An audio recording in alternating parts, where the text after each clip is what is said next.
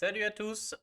Alors comme promis, je vous fais la nouvelle vidéo sur les nouveaux bards qui vont sortir, puisque avant-hier on a vu la vidéo avec des futurs héros qui seraient invoqués avec des pièces défis, mais ça va être en concurrence et en concurrence très sérieuse avec les bards, qui sont tous des héros incroyables juste du fait du passif, et donc peu importe la CS et tout, ils sont déjà forts rien qu'avec le passif. Et moi, je vais, à la réflexion, j'en suis certain, garder mes pièces pour les bardes. Donc, je vais vous les montrer et puis je vais vous expliquer pourquoi. Donc, il y a trois 5 étoiles. Alors, les pas de patrouille, on a vu. Donc, trois héros 5 étoiles nouveaux, hein, en plus de ceux qu'on connaît déjà. Il y en a déjà 4. Hein. Je crois il y a Rhys, Winifred, il y a la rouge là. Enfin, bref, il y en a déjà 4.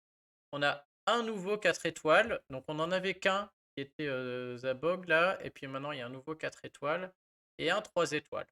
Et donc aujourd'hui, je vais faire l'inverse. Je vais présenter d'abord les 5 parce que moi, étonnamment, celui pour qui je garde mes pièces, c'est le 3 étoiles.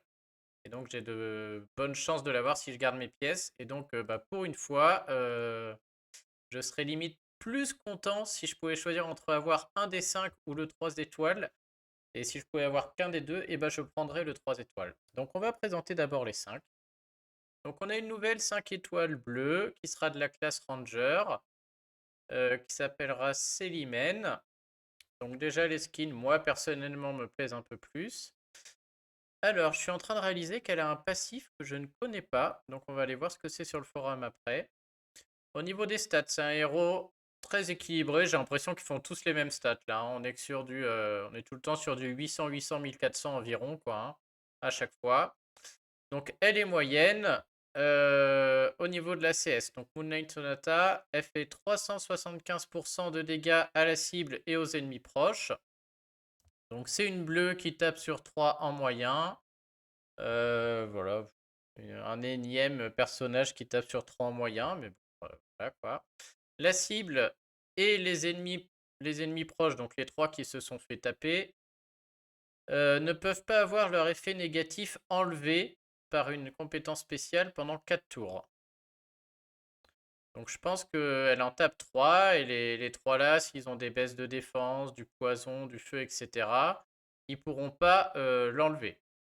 Donc ils vont le garder pendant 4 tours. Elle va empêcher, j'imagine, les Rigard et autres d'enlever ces statuts-là. Et on voit pas la CS, mais j'avais été la voir, c'est que la cible et les ennemis proches ont aussi moins 44% de défense pendant 4 tours, je crois. On va aller la voir. Elle est où celle-ci? Désolé, vous voyez plus rien. Ouais, c'est pendant 4 tours. Donc, hop, je vous la remonte. Donc elle est très bien, c'est un héros qu'on peut utiliser en titan avec encore moins 44% de défense. Donc pour la baisse de défense, c'est utile, avec une très grosse stat. Elle est en vitesse moyenne, mais attention, c'est une barde, et donc ça va être très très facile de la faire déclencher en 8 huiles. En plus, elle tape sur 3, donc on aura plein de combos. En plus, elle baisse la défense, donc voilà, un héros encore très très bien qui peut servir à plein plein de choses différentes. Et surtout, elle donne 5% de mana à toute l'équipe, hein. Allez voir les anciennes vidéos, ou regardez les GD autres. Je veux dire, ça change la vie, ça change toute une équipe, hein. C'est comme si toutes vos troupes, voilà, moi j'avais mes troupes à 23, c'est comme si elles étaient toutes passées à 29 dans l'équipe où j'ai le bard, voire même plus, quoi. C'est juste incroyable de mettre un bard dans une équipe, ça change tout, hein. Tous les moyens peuvent passer en 8 huiles, tous les rapides peuvent passer en 7. C'est vraiment, ça change la vie, c'est des troupes gratos, quoi, hein. Et le petit passif là qu'on voit avec la cible, on va aller voir, parce que ça je ne connais pas. Ça réduit les effets négatifs qui affectent l'attaque de 50%. Cet effet s'applique pour le personnage et tous les alliés dans la bataille. Ok. Donc si on subit une baisse d'attaque de 20%, en fait avec ce personnage ce ne sera que de 10%, et c'est pour elle et pour tous les alliés. Bon, pourquoi pas, c'est intéressant, donc ok. C'est nouveau, voilà. Tout ce qui met les trois petites étoiles orange là qui baissent l'attaque, ça ne marchera qu'à moitié avec elle. En plus, elle est ranger, elle peut passer à travers. Donc le héros est très très bon. C'est un bard, donc c'est juste incroyable. Et bon, les 5 étoiles des bards sont déjà très bien, hein. La violette, le Rhys, ils sont tous super. Et donc elle, c'est pareil, hein. elle sera top aussi. Elle pourrait être utilisée en titan, très bien en raid. En défense, peut-être un peu moins, mais ça reste très pénible, hein. Elle risque de taper sur les côtés, donc un très bon héros. Ensuite, on a le héros cheaté du portail, ça va devenir celui-là, je pense, je crois, hein. J'avais vu vite fait, mais à mon avis, lui, c'est du grand n'importe quoi. Donc, Ojima, alors il est barbare, au moins il a ça qui le réduit un peu. Il est barde, donc ça, c'est plus 5% de mal à tout le monde, c'est juste incroyable. Le passif, je sais plus ce que c'est, mais je crois que ça empêche le...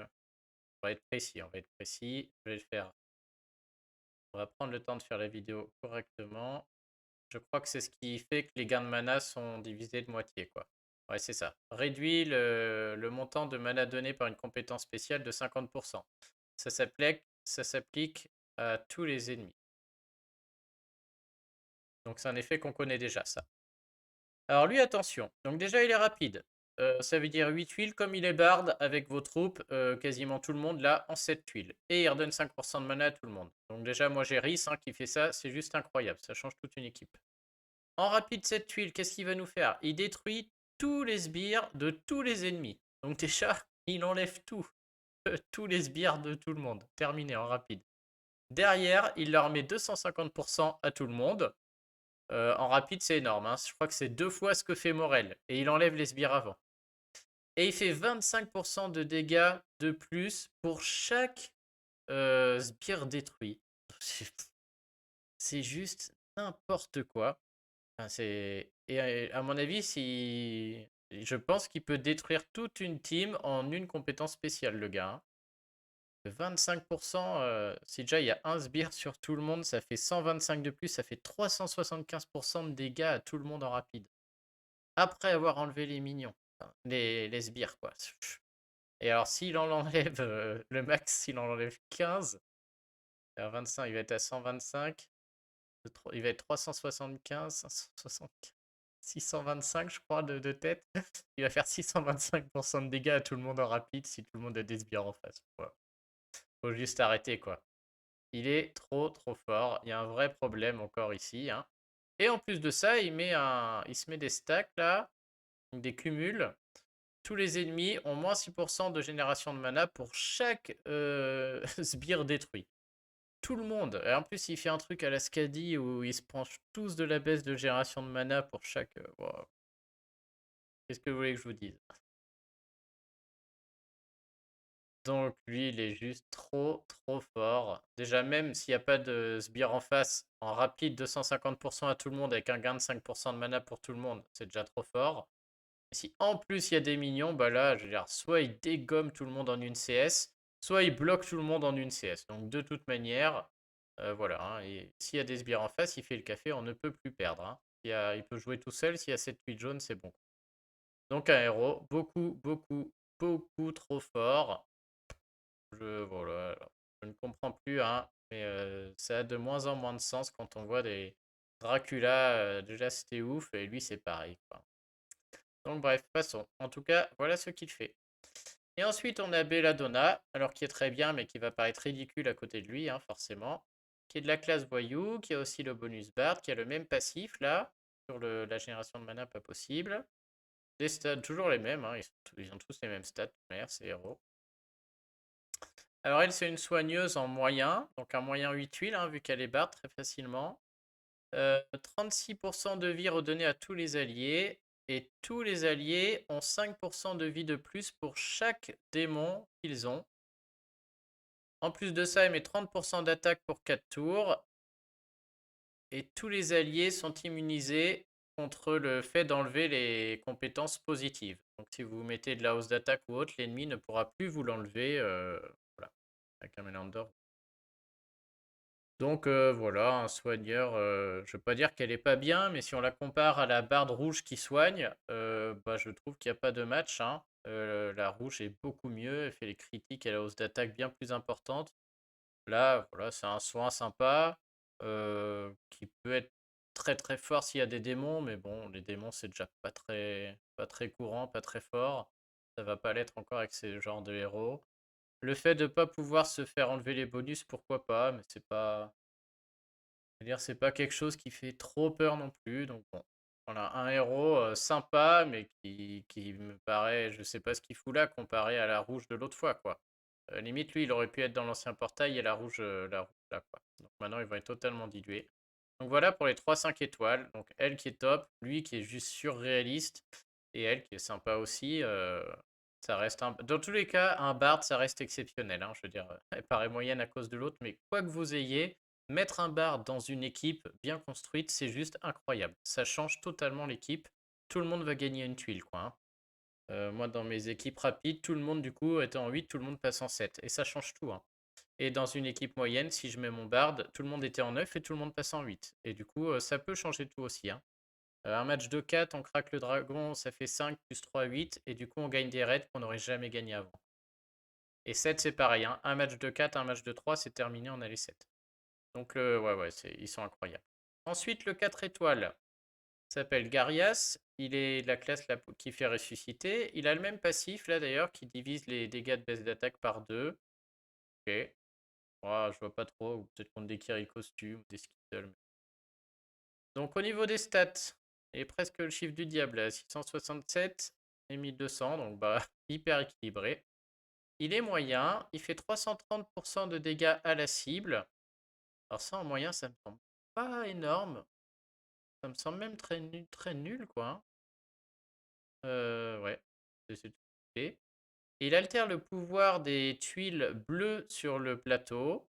Euh, S'il est dans votre équipe d'attaque, à partir de maintenant, les tuiles bleues vont donner plus 37% de mana. Et j'avais vu sur le forum, s'il est dans l'équipe de défense, les tuiles bleues vous donneront moins 30% de mana.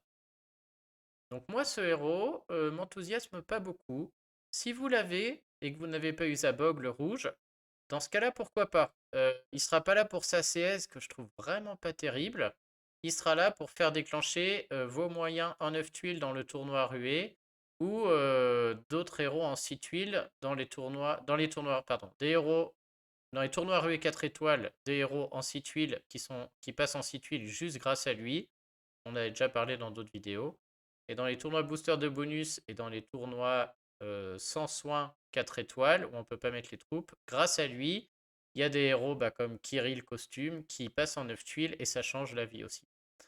Donc lui, moi, ne m'intéresse pas parce que j'ai Zabog et Zabog est bien meilleur et beaucoup plus adapté, rien que de par sa classe, de par sa CS. Il s'adapte très bien en ruée, etc. Lui, je trouve beaucoup moins là, hein. Mais si vous n'avez pas Zabog et que vous avez Garias, je pense qu'il sera quand même utile dans une team bien construite, quoi. Mais il m'enthousiasme beaucoup moins, hein. C'est dommage, lui. On a cette compétence Bard qui le rend incroyable dans les tournois 4 étoiles, mais malheureusement, la CS n'est pas à la hauteur, je trouve, hein. Ouais, je trouve, hein. Parce qu'une fois qu'on a trouvé les 9 bleus, on a envie que le raid soit fini sur ces petits tournois 4 étoiles là. On n'a pas envie d'altérer des tuiles bleues pour qu'ensuite on refasse des choses. Non, non, faut que ça. Moi, ces tournois-là, ça se joue en 6 tuiles violettes ou en 9 tuiles d'une autre couleur, et faut que ce soit plié, quoi. Et en tournoi à ruée, faire 330 à une cible, merci, quoi, c'est nul. Donc, non, je ne pense pas qu'il soit très intéressant. Mais, enfin, en lui-même, non, mais pour le bonus Bard, si on n'a pas Zabog, clairement, là, il l'est. Et sur des plus petits decks, dans des équipes GDA, pour la même utilité, hein, il peut faire déclencher tout le monde en des moyens en 8 ou des rapides en 7. Donc voilà, ça reste un Bard, mais la CS ici n'est pas bonne, hein. C'est vous dire à quel point ce bonus famille est fort, hein, si vous l'utilisez bien. C'est-à-dire que je suis prêt à trouver un héros bon alors qu'il a une CS toute pétée, inutile, juste parce qu'il est Bard, quoi. C'est vous dire, hein. Et pour moi, la star, bon, peut-être pas. C'est vrai que si je peux choisir, peut-être je prends Ogima quand même. Mais ouais, je sais pas, parce que le. Donc vraiment, elle. Ah merde, je vois pas le nom avec Zar là. Il s'appelle exactement Zarel. Donc Zarel, alors là, attention, Révolution, qui est le premier héros 3 étoiles, Bard. Et là, c'est la folie. On va voir pourquoi. Donc déjà, qu'est-ce qu'elle fait? Donc elle est de la famille des bardes. Le passif, j'ai perdu. Puisque c'est ça, ça empêche la résurrection. Ah non, ça réduit les effets de baisse de défense de 50%. Donc si un héros devait vous baisser la défense à vous et vos alliés, ça ne marchera qu'à moitié. Donc ça déjà c'est pas mal. Au niveau des stats, bon bah rien de transcendant, ça reste un 3 étoiles. Et au niveau de la compétence spéciale, donc elle est lente, ça me fait pleurer du sang. Et j'aurais vraiment aimé que le 3 étoiles Bard soit moyen, puisque bah, on va voir après. Malheureusement, elle est lente, ça c'est très très triste. Elle fait 260% de dégâts à tous les ennemis. Tous les ennemis ont moins 34% d'attaque pour 5 tours. Et tous les ennemis ne peuvent pas avoir leurs effets négatifs enlevés par des compétences spéciales pendant 5 tours. Donc là, on va dire que moi j'ai vu un bar 3 étoiles et j'étais juste trop content. Puisque moi, un bar 3 étoiles, je vais le jouer. Je m'étais dit, même s'il est nul, même s'il sert à rien, je vais de toute manière le jouer, et notamment en ruée. Et donc c'est le cas. Alors, la compétence elle est ce qu'elle est, mais en lent, etc., c'est nul, ça sert à rien. Mais je vais quand même la jouer. Alors déjà en ruée, puisqu'en ruée, elle va révolutionner les tournois 3 étoiles. Elle a son bonus de 5% là, en tant que barde. Et ça veut dire qu'elle va faire déclencher tous les héros, moines, sorciers, druides 3 étoiles en 6 tuiles dans les tournois rués. Et donc bah là, c'est juste trop fort, hein. Ça va être le retour sur le devant de la scène de tous les héros costumes saison 1.